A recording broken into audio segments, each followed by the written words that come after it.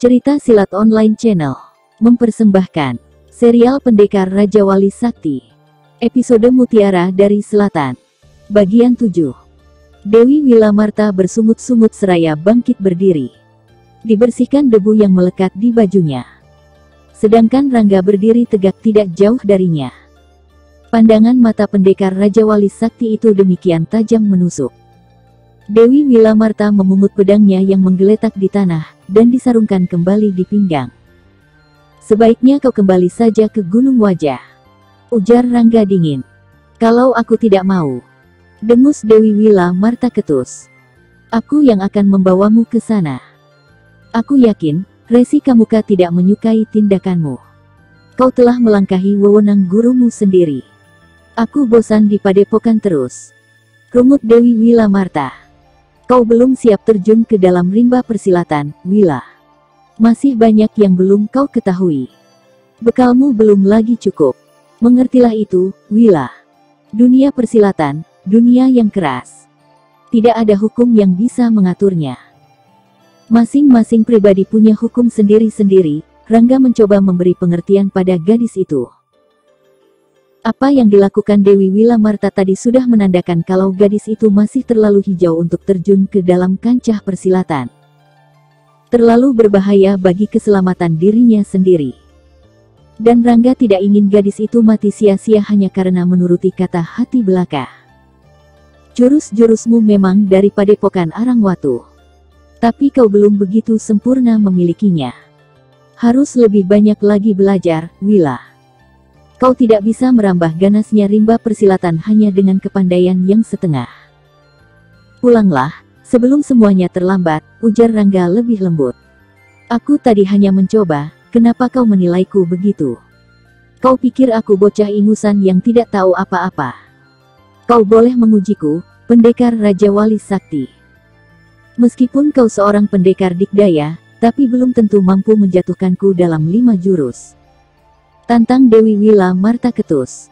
"Untuk apa? Aku sudah bisa mengukur, sampai di mana lingkat kepandaianmu." Selak Rangga jadi sengit. "Sombong.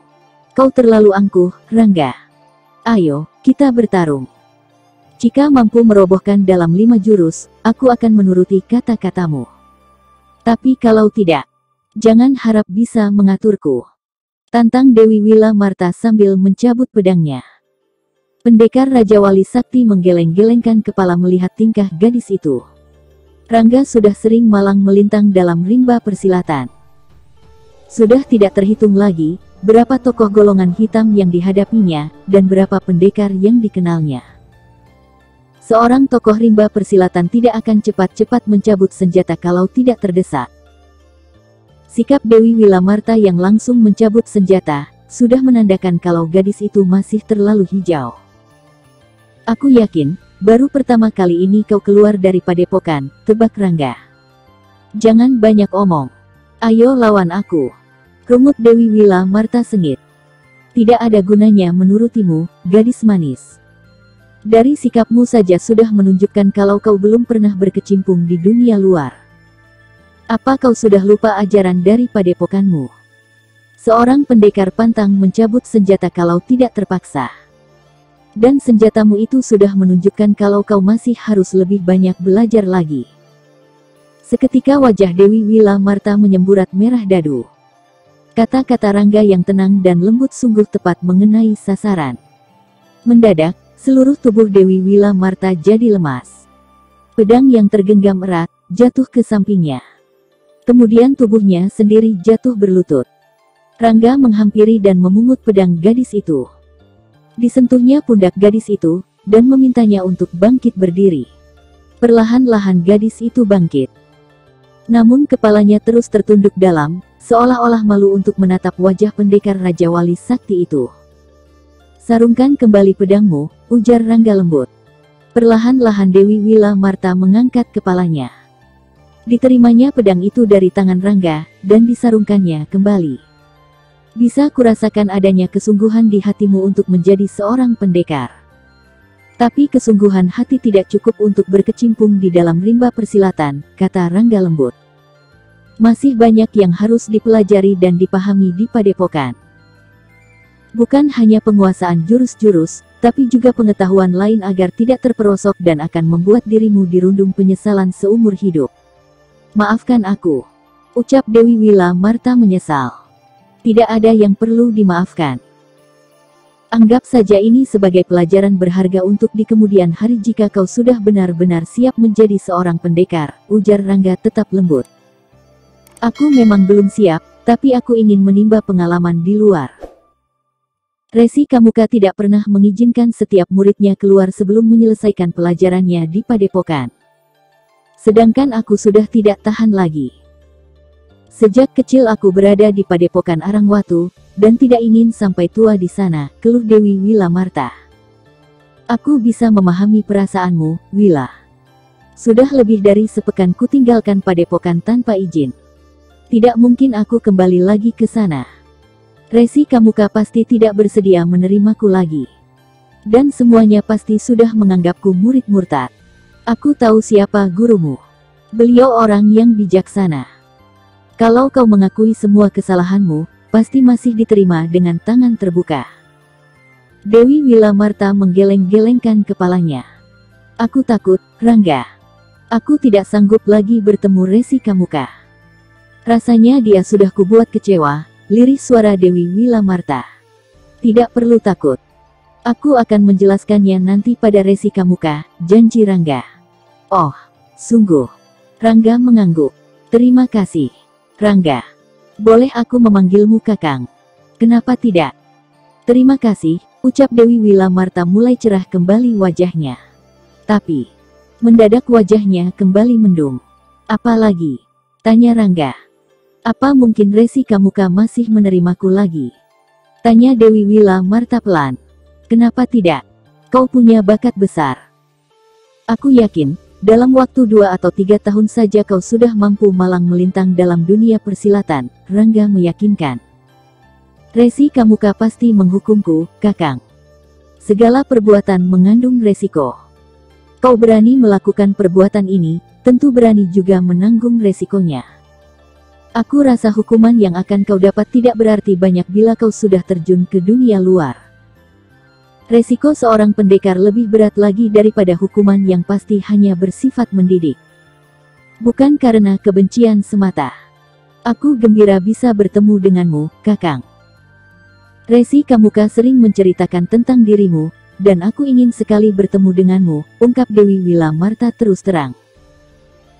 Aku tidak percaya hanya karena hal itu kau berani mengambil resiko besar seperti ini, Rangga menggeleng-gelengkan kepalanya.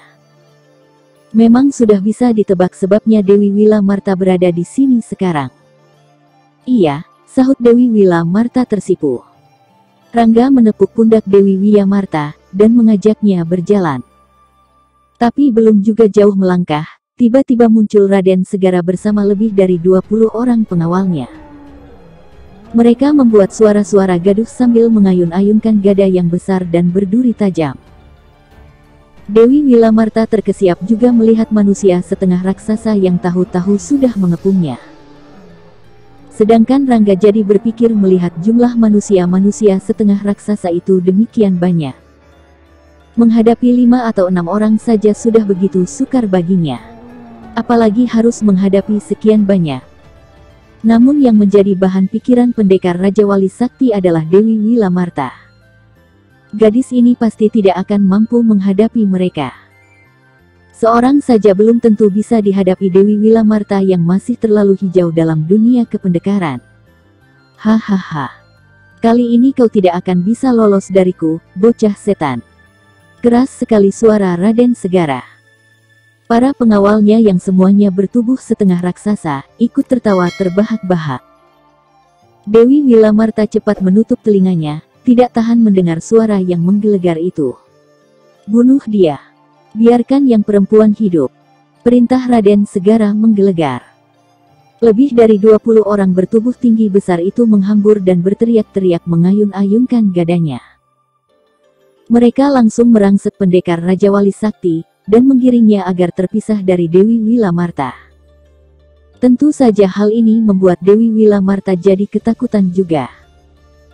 Dengan sekuat tenaga dan semampunya gadis itu berusaha melawan mempergunakan pedang dan jurus-jurus yang dipelajari di Padepokan Arangwatu. Rangga sendiri agak kewalahan juga menghadapi keroyokan manusia setengah raksasa itu. Mereka kini sudah mengetahui kelemahan masing-masing, sehingga tidak mudah bagi Rangga untuk mengarahkan pukulannya ke kening. Setiap kali pukulannya mengarah ke sana, selalu saja ada yang menjegal, atau menghantamkan gada besar dan berduri besar. Mereka bahkan membiarkan saja bagian tubuh lainnya terbuka lebar. Mudah bagi Rangga untuk menghantam dada, perut, atau bagian tubuh lainnya yang dapat mematikan bagi orang lain. Tapi tidak ada gunanya bagi manusia setengah raksasa ini. Hahaha. Raden Segara yang menyaksikan pertarungan itu tertawa terbahak-bahak. Sedangkan Rangga harus berpikir keras mencari jalan untuk mengalahkan manusia-manusia setengah raksasa ini. Gerakan mereka terlihat lebih cepat, dan selalu melindungi kening dengan gadanya. Sedangkan Rangga tahu, hanya disitulah letak kelemahan mereka. Seluruh jurus maupun aji kesaktian yang dimiliki tidak berarti apa-apa sama sekali. Rangga hanya mengandalkan jurus 9 langkah ajaib. Tapi, itu pun sudah terasa sulit, karena lawannya begitu banyak dan ruang gerak juga semakin terbatas. Tiba-tiba terdengar suara pekikan tertahan dari Dewi Wilamarta. Wila! Sentak Rangga terkejut. Tampak Dewi Wilamarta terhuyung-huyung sambil mendekap dadanya. Tampak dari sudut bibirnya keluar darah segar. Dan selagi gadis itu terhuyung, sebuah hantaman keras mendarat di punggungnya. Dewi Wilamarta kembali memekik keras, dan tubuhnya langsung terjerembab mencium tanah. Rangga yang melihat keadaan gadis itu, langsung melompat. Tapi sebuah gada melayang deras menghadang lompatannya. Hup! Rangga melentingkan tubuhnya berputar menghindari terjangan gada besar berduri itu. Dan tubuhnya langsung meluruk deras menjangkau Dewi Wilamarta yang tengah berusaha bangkit berdiri. Tapi sebelum pendekar Raja Wali Sakti itu bisa meraih tubuh Dewi Wilamarta, mendadak satu tendangan keras mendarat di punggungnya. Rangga mengeluh pendek. Pendekar Raja Wali Sakti terdorong beberapa langkah ke depan. Dan selagi tubuhnya belum seimbang, satu pukulan keras kembali mendarat di dadanya. Satu pekikan keras terdengar dari mulut pendekar Raja Wali Sakti itu. Tubuhnya cepat mencelat tinggi ke udara, dan berputaran beberapa kali. Bukan pendekar Raja Wali Sakti kalau tidak mampu menghadapi keadaan sulit ini dengan cepat.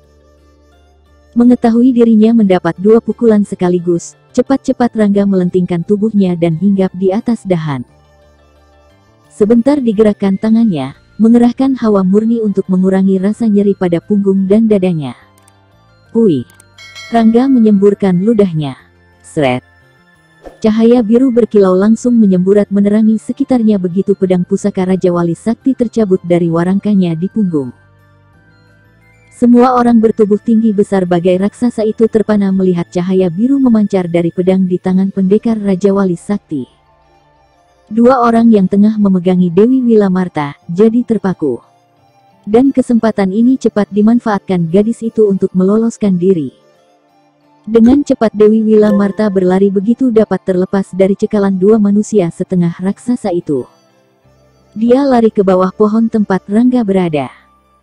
Pendekar Raja Wali Sakti itu segera meluruk turun, dan mendarat manis sekali di depan Dewi Wilamarta.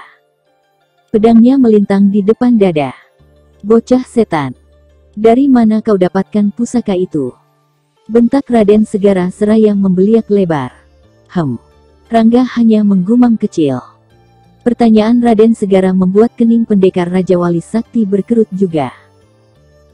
Terlebih lagi melihat wajah manusia-manusia setengah raksasa yang kelihatan pucat dengan mata membeliak lebar ketika melihat pedang di tangan pendekar Raja Wali Sakti. Perlahan-lahan mereka bergerak mundur. Kakang, mereka takut melihat pedangmu, kata Dewi Wilamarta setengah berbisik. Lagi-lagi Rangga hanya bergumam saja, kemudian kakinya bergerak maju perlahan-lahan manusia-manusia setengah raksasa itu semakin bergerak mundur. Sret! Raden Segara mencabut pedangnya yang panjang dan cukup besar.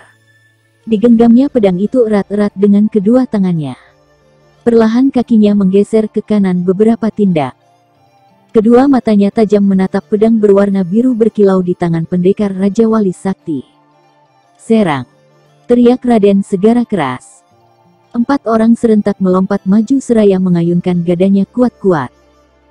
Sedangkan Rangga hanya menggeser sedikit ke kanan kakinya, lalu mengibaskan pedangnya ke arah salah seorang penyerangnya yang berada di sebelah kanan. Kibasan pedang bercahaya biru berkilau itu demikian cepat, sehingga tidak dapat dielakkan lagi. Ujung pedang itu langsung membabat dada manusia setengah raksasa itu. Ark! Satu raungan keras terdengar. Seketika orang itu menggelepar dan dadanya yang robek panjang langsung mengucurkan darah segar. Belum lagi lenyap suara raungan itu, Rangga sudah melompat sambil mengebutkan pedangnya ke kiri. Kembali terdengar raungan keras disusul ambruknya seorang penyerang lagi. 2 orang lainnya langsung melompat mundur. Tampak 2 orang yang menggelepar di tanah, langsung berubah mengecil setelah asap menyelubungi tubuhnya. Kini yang ada hanya 2 orang laki-laki kurus kering seperti seonggok mayat yang sudah lama terkubur di dalam tanah. Rangga berdiri tegak dengan pedang pusakanya menyilang di depan dada. Sungguh tidak dimengerti, kenapa pedang pusakanya mampu mengoyak tubuh mereka yang kebal. Tapi pendekar Raja Wali Sakti itu jadi tersenyum gembira dalam hati. Kini, tidak perlu lagi dipusatkan perhatiannya pada kening manusia-manusia setengah raksasa itu. Dengan pedang Raja Wali Sakti, kekebalan tubuh mereka tidak ada artinya. Rangga sempat melirik 2 sosok tubuh yang menggeletak tidak jauh darinya. Tampak pada bagian kening di antara kedua matanya, terdapat 1 lubang yang tidak berapa besar. Dan di dalam lubang itu terlihat sebutir mutiara merah. Bau busuk yang datang dari 2 sosok tubuh yang tergeletak mulai terasa menyengat hidung. "Serang! Bunuh bocah setan itu!" teriak Raden Segara kalap. Raden Segara langsung melompat sambil mengibaskan pedangnya ke arah kepala pendekar Raja Wali Sakti. Tapi manis sekali Rangga mengelakkannya. Bahkan pedangnya berkelebat cepat menusuk ke arah perut Raden Segara terkesiap sesaat, dan cepat-cepat melompat mundur ke belakang. Pada saat itu pengawal-pengawalnya sudah berhamburan menyerang pendekar Raja Wali Sakti. Beberapa di antaranya mengeroyok Dewi Wilamarta. "Kia! Kia! Kia!" Sambil berteriak nyaring, Rangga berlompatan cepat seraya mengibaskan pedangnya ke kanan dan ke kiri. Raungan keras terdengar saling sambut, disusul ambruknya tubuh-tubuh besar bersimbah darah. Rangga bagaikan seekor singa gurun yang terluka. Gerakannya demikian cepat, sehingga sukar diikuti pandangan mata biasa. Ceritan melengking terdengar saling sambut disertai raungan keras dari tubuh-tubuh yang menggelepar bersimbah darah. Asap mengepul di beberapa tempat. Sebentar saja, tidak kurang dari 8 mayat bergelimpangan membusuk. Kening mereka berlubang, dan ada sebutir batu mutiara merah di dalamnya. Melihat 8 orang pengawalnya tewas, Raden Segara agak gentar juga menghadapi pendekar Raja Wali Sakti. Langsung dialihkan perhatiannya pada Dewi Wilamarta. Secepat kilat Raden Segara melompat dan langsung menyambar tubuh gadis itu. Dewi Wilamarta terpekik kaget. Tapi tubuhnya sudah tidak berdaya lagi dalam kempitan tangan yang besar. "Wila!" teriak Rangga terkejut. Pendekar Raja Wali Sakti itu langsung melompat, namun beberapa orang bertubuh tinggi besar sudah menghadangnya. Mereka langsung memberikan serangan dahsyat. Sementara, Raden Segara sudah melesat kabur membawa Dewi Wilamarta. Pengawal-pengawalnya yang tersisa juga segera berlarian cepat ke segala arah. "Iblis! Pengecut!" rutuk Rangga geram. Bersambung ke Mutiara dari Selatan bagian 8. Masih bersama Cerita Silat Online Channel. Jangan lupa like and subscribe. Terima kasih.